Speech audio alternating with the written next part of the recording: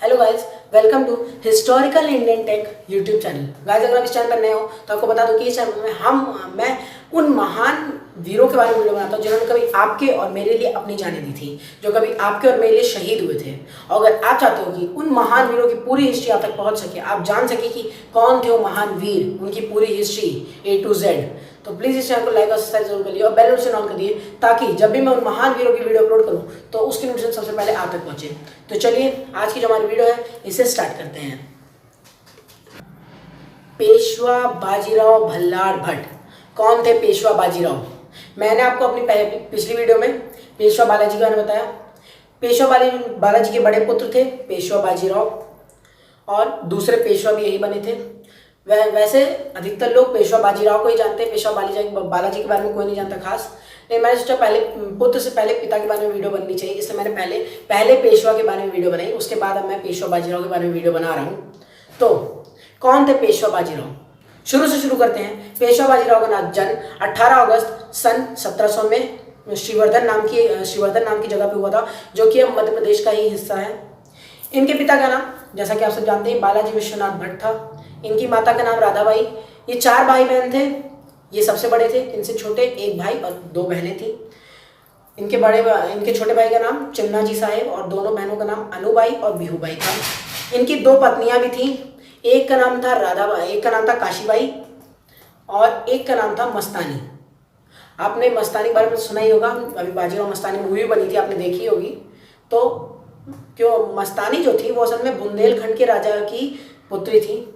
राजा जो उनके पिता जो थे मस्तानी के, वो तो हिंदू थे, बट जो इनकी माता थी वो एक मुस्लिम थी। और शायद यही हो जाती कि बाजीराव की जो माता थी और उनके भाई जो थे चिमनाजी और उनकी पहली पत्नी काशीबाई, ये एकदम मस्तानी को पसंद नहीं करती थी, जैसा कि मूवी में दिखाया भी गया है। खैर पूरा वो सच नहीं है, बट हाँ इसी टाइप का कुछ सीन था।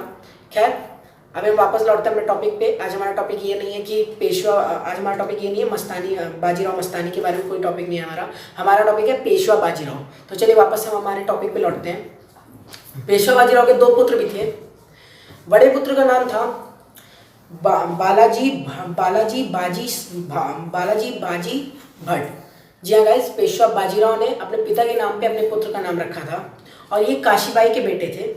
और जो दूसरे पुत्र थे उनका नाम था शमशेर बहादुर, जो कि मस्तानी के पुत्र थे।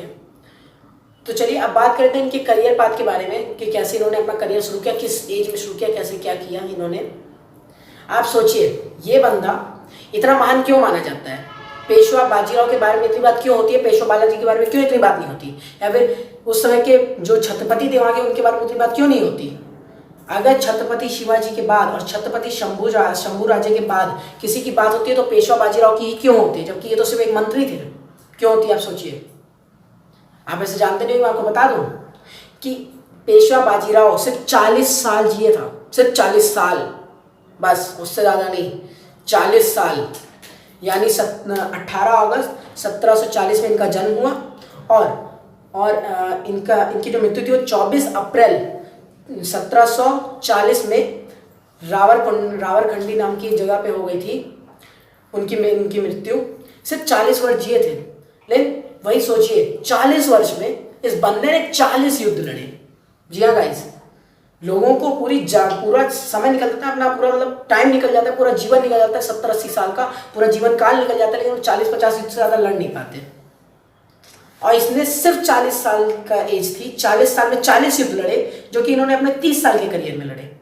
जी हाँ गाइस, ये बहुत छोटे, जैसे 10 से 11 साल के रहेंगे तभी ये इस समय तभी से ही युद्ध में भाग लेने लगे, और सिर्फ 30 साल में इन्होंने 40 युद्ध लड़े। यानी अगर एवरेज देखा जाए, ये हर 8 से 9 महीने में एक युद्ध लड़ते थे। और आप मानेंगे नहीं, इस बंदे ने जितने युद्ध लड़े, इस महान व्यक्ति ने जितने युद्ध लड़े, एक भी युद्ध ऐसा नहीं था जो इसने हारा हो ना, एक भी ऐसा नहीं था। 40 युद्ध लड़े टोटल, मुगल के खिलाफ और निजाम के खिलाफ। मुगल जो उस समय नॉर्थ इंडिया कवर करके बैठे थे, और निजाम जो पूरा दक्षिण भारत, साउथ इंडिया पूरा कवर किए हुए थे, उन दोनों के खिलाफ मिला के पेशवा बाजीराव ने 40 युद्ध लड़े।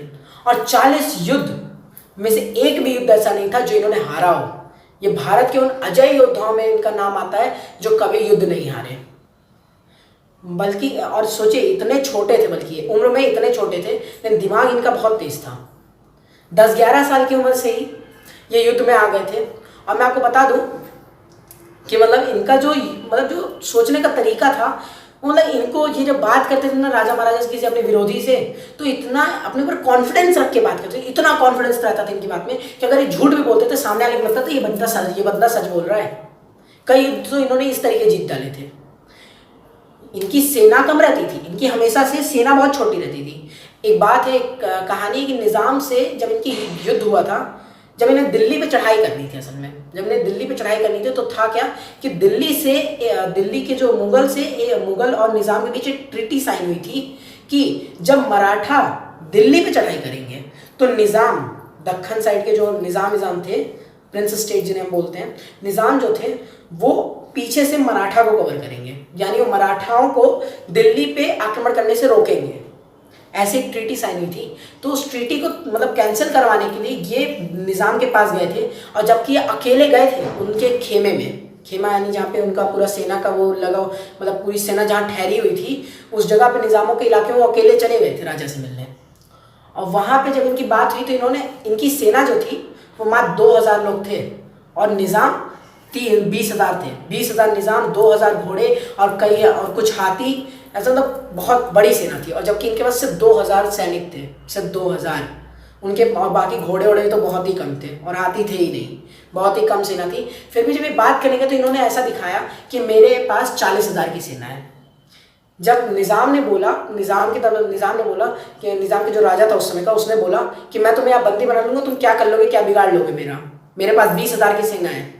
तो ये बोले कि तुम्हारे पास 20,000 की सेना भले होगी, लेकिन मेरे पास तुम्हारी उन 20,000 की सेना से पहले पीछे मेरी 40,000 की मराठा फौज नंगी तलवार लेके खड़ी है। अगर मुझे कुछ भी हुआ तो वो तुम्हारे ऊपर अटैक कर देंगे।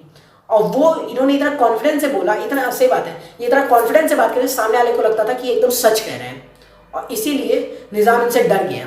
और जब निज़ाम इनसे जैसे डरा, इन्होंने उससे एक और ट्रीटी साइन करा दी कि जब ये दिल्ली पे चढ़ाई करेंगे, इन्होंने उस समय तीन चीज़ कही थी कि पहली, कि जितनी ही मराठाओं की जागीरें निज़ाम ने छीनी है वो उसे लौटानी पड़ेगी, छत्रपति शाहू जी को लौटानी पड़ेगी। और दूसरी कि जब ये लोग मतलब मराठा जब दिल्ली पे चढ़ाई करेंगे तो निज़ाम दक्खन में शांत रहेंगे, मतलब वो अटैक नहीं करेंगे। ये दूसरी शर्त थी। और तीसरी ये थी कि जब भी मराठा निज़ाम के तरीके दोस्ती का हाथ बढ़ाएंगे तो निज़ाम उन्हें गले लगाएंगे, यानी उनसे कभी युद्ध नहीं करेंगे।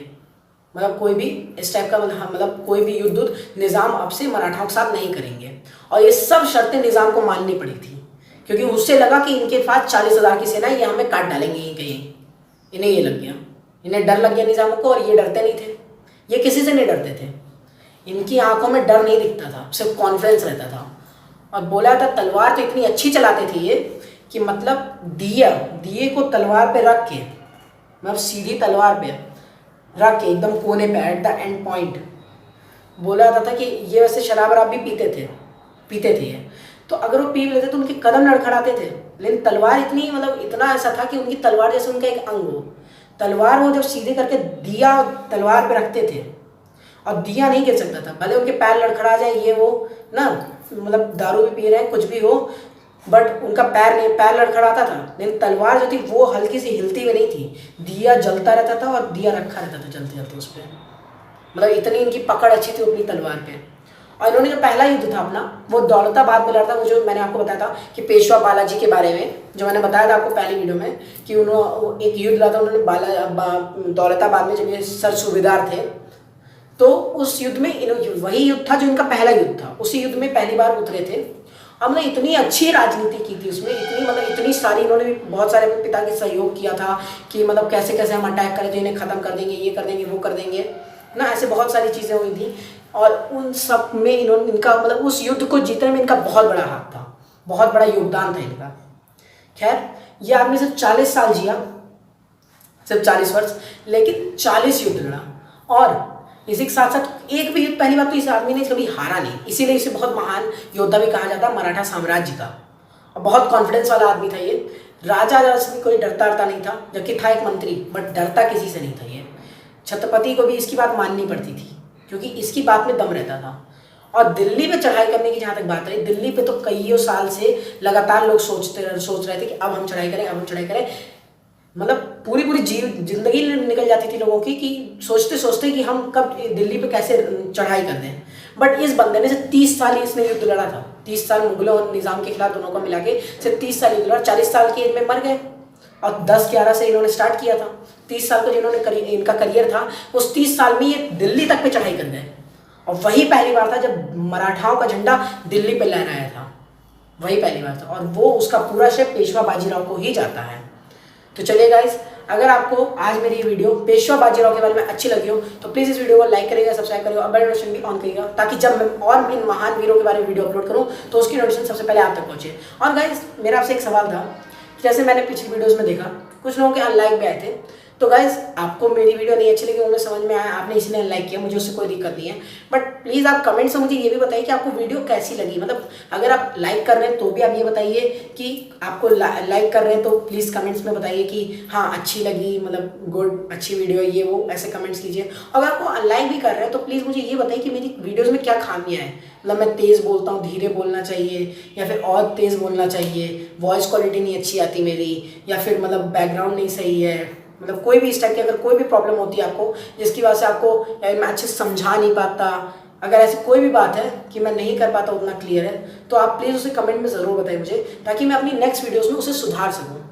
क्योंकि अभी तो मेरा भी चैनल नया है, काफ़ी ज़्यादा ग्रो नहीं किया है। तो अगर आप मतलब आपको अगर कोई भी कमी लगती है तो आप प्लीज़ मुझे बताइए, मैं उस कमी को ज़रूर सुधारूंगा। तो चलिए, इसी के साथ जो आज की हमारी वीडियो इसे एंड करते हैं यहीं पर। जय हिंद।